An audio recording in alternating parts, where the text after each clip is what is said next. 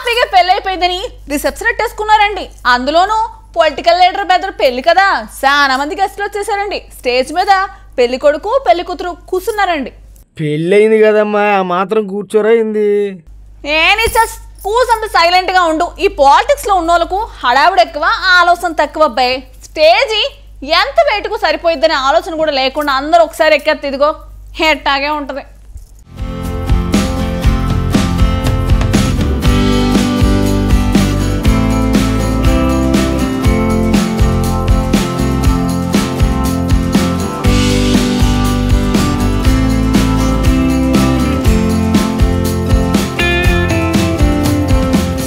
పెళ్ళైంది, రిసెప్షన్ జరుగుతోంది.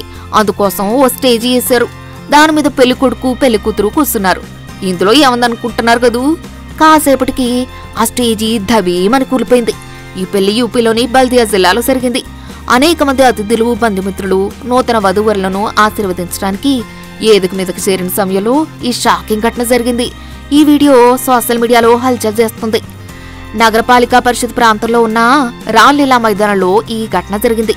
BJP leader Abhishek Singh తన సోదరుడికి గ్రాండ్ రిసెప్షన్ ఏర్పాటు చేశారు. ఈ కార్యక్రమానికి ఆ పార్టీ నేతలతో చాలా మంది రాజకీయ నాయకులు వచ్చారు. మంచిగా డెకరేషన్ చేసిన స్టేజీ మీద పెళ్లి కొడుకు పెళ్లి కూతురు కూర్చునుండగా నాయకులు ఒకరి తర్వాత ఒకరు ఆశీర్వదించడానికి వచ్చారు.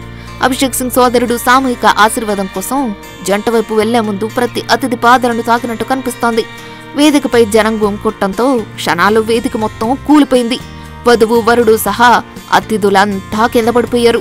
ఈ షాకింగ్ ఘటన అతిథుల్లో కాసేపు టెన్షన్ పుట్టించింది. పడిపోయిన వారికి సాయం చేయడానికి అక్కడున్న వారంతా పరిగెత్తారు.